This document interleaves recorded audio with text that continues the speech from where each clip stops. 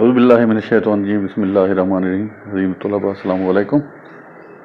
آج کی ویڈیو جو ہے وہ ہے پیام لطیف کے بارے میں۔ نویں جماعت میں شاہ عبداللطیف بھٹائی کی نظم کو شامل نصاب کیا گیا ہے۔ شاہ جو رسالو شاہ لطیف سائیں کا کلام ہے، لیکن وہ سندھی زبان میں ہے، تو اس کا ترجمہ شیخ ایاز نے کیا ہے جو شکارپور سندھ کے رہنے والے تھے۔ تو نظم کو اسی ترجمے یعنی اردو کی شکل میں شامل کیا گیا ہے۔ تو آج کی جو ویڈیو ہے انتہائی اہمیت کا حامل ہے، یعنی امتحانات کے حوالے سے شاہ لطیف کے صوفیانہ کلام کو بہت اہمیت دی جاتی ہے۔ شاہ صاحب کی حیثیت وہی ہے سندھی شاعری میں جو خواجہ صاحب کی سرائکی زبان میں ہے، یا بابا بلے شاہ کی پنجابی زبان میں، یا بلوچی میں مستوکلی ہیں، یا خوشحال خان ہیں پشتو زبان میں۔ تو اس طرح یہ جو نظم ہے بہت ہی اہم ہے۔ تو سب سے پہلے ہم شاہ صاحب یعنی شاہ لطیف کا حالات زندگی دیکھ لیتے ہیں کہ شاہ عبداللطیف بھٹائی کا تعارف اور حالات زندگی۔ شاہ عبداللطیف بھٹائی 1689 سے 1752 سندھ کے سب سے بڑے صوفی شاعر، بزرگ اور عالم گزرے ہیں۔ آپ کا شمار سندھ کی عظیم ترین ہستیوں میں ہوتا ہے۔ آپ نے اپنی شاعری میں سیرت، کردار اور گفتار کے ذریعے محبت، امن، بھائی چارہ اور رواداری اور انسان دوستی کا پیغام دیا ہے۔ شاہ لطیف نے اپنی زندگی کا زیادہ وقت بھٹ شاہ میں نامی قصبے میں گزارا اور ذکر الہی میں ہمیشہ محو رہتے تھے۔ یہی وجہ ہے کہ دنیا میں ان کا نام صوفی حیثیت سے یاد کیا جاتا ہے۔ شاہ عبداللطیف کی بھٹائی کی شاعری سندھی زبان میں ہے اور ان کا سب سے مشہور شعری مجموعہ شاہ جو رسالو ہے، جسے سندھی زبان کا سرمایہ کہا جاتا ہے۔ اس کتاب میں آپ نے انسان کو اللہ تعالیٰ کی معرفت حاصل کرنے، اپنی اصلاح کرنے اور دنیاوی نفرتوں سے بچنے کا پیغام دیا ہے۔ آپ نے سادہ مثالوں اور لوک کہانیوں کے ذریعے اعلیٰ اخلاقی اقدار کو بیان کیا ہے۔ شاہ عبداللطیف بھٹائی نے اپنی شاعری اور تعلیمات کے ذریعے سندھی سماج میں امن، محبت اور یگانگت کی بنیادیں مضبوط کی ہیں۔ ان کی شاعری کا ترجمہ مختلف زبانوں میں کیا گیا ہے، تاہم دنیا ان کے پیغام سے فائدہ اٹھا رہا ہے۔ آپ 1752 میں بھٹ شاہ میں وفات پائی اور آپ کا مزار ادھر ہی ہے۔ اب پیام لطیف کا جو ترجمہ کیا ہے وہ شیخ ایاز نے کیا ہے۔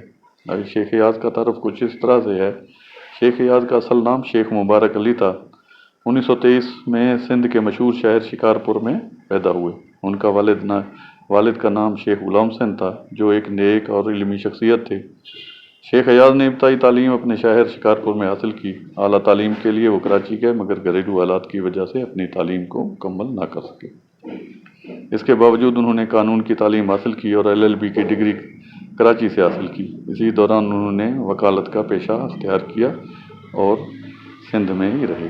شیخ ایاز جدید سندھی ادب کے سب سے بڑے اور اہم شاعر سمجھے جاتے ہیں۔ انہوں نے شاعری کے ساتھ ساتھ نثر بھی لکھی اور سندھی ادب کو ایک نیا رنگ دیا۔ وہ نہ صرف قومی بلکہ عالمی سطح پر بھی ایک ممتاز ادیب اور شاعر کی حیثیت رکھتے ہیں۔ ان کی شاعری میں صوفیانہ رنگ، امن، محبت، بھائی چارہ اور سندھ کی مٹی سے محبت کی خوشبو ہمیشہ جاگتی رہتی ہے۔ شیخ ایاز نے سندھی زبان کے ایک عظیم مفکر شاہ عبداللطیف بھٹائی کے کلام شاہ جو رسالو کا مضمون اردو ترجمہ بھی کیا ہے، جس کی وجہ سے ان کا نام ہمیشہ زندہ رہے گا۔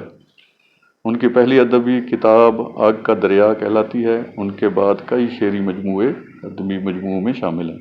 شیخ ایاز 1997 میں وفات پا گئے۔ انہیں سندھ شکارپور میں شاہ عبداللطیف کے قریب بھٹ شاہ میں دفن کیا گیا۔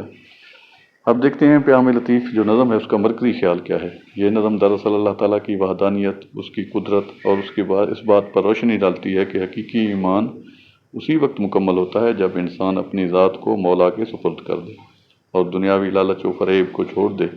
شاعر نے زور دیا ہے کہ انسان کو اپنی زندگی میں مقصد اور ہدایت صرف اللہ کے ذکر، عشق رسول صلی اللہ علیہ وسلم سے حاصل ہوتا ہے۔ اس کا خلاصہ کچھ اس طرح سے نظم کا کہ اس نظم میں شاعر نے اللہ تعالیٰ کی ذات کی تعریف کرتے ہوئے کہا ہے کہ وہی اول، وہی آخر، وہی ہر شے کا خالق ہے۔ اس کی شان و عظمت بیان کرنا ممکن نہیں، کیونکہ اس کی ذات لامحدود ہے۔ شاعر کے نزدیک ایمان کامل وہ ہے جس میں انسان اپنے دل، زبان اور جان سے اللہ کی وحدانیت کا اقرار کرے۔ نظم میں بھی یہی پیغام دیا گیا ہے کہ دنیا کی حقیقت عارضی ہے، لہذا جو لوگ دنیاوی لذتوں اور غفلت میں کھو جاتے ہیں وہ اصل حقیقت سے محروم رہتے ہیں، جبکہ جو اللہ پر بھروسہ کرتے ہیں مشکلات اور طوفان میں بھی اس کی مدد سے ہی نجات پا سکتے ہیں۔ آخر میں شاعر نے انسان کو جھنجھوڑا کہ اے انسان، اپنی غفلت اور کمزوری چھوڑ دے، اللہ تعالیٰ کی ذات پر کامل یقین رکھ، کیونکہ وہی اصل مالک ہے اور وہی کائنات کا حاکم ہے اور خالق ہے۔ تو عزیز طلبہ، یہ تھی یعنی پیام لطیف کے حوالے سے شاہ عبداللطیف بھٹائی کا تعارف، اور جو انہوں نے ان کی شاعری کا جو ترجمہ کیا ہے، مضمون ترجمہ کیا ہے، شیخ ایاز کا تعارف بھی تھا۔ اس میں نظم کا مرکزی خیال بھی اور خلاصہ بھی بیان کیا گیا ہے۔ امید ہے آپ اسے لازمی سنیں گے، غور سے سنیں گے اور اسے سمجھنے کی کوشش کریں گے، بلکہ یاد بھی رکھیں گے۔ آخر میں یہی کیا ہے کہ چینل کو لائک کریں، سبسکرائب کریں۔ اللہ تعالیٰ آپ کے لیے آسانیاں پیدا کرے۔ اللہ حافظ۔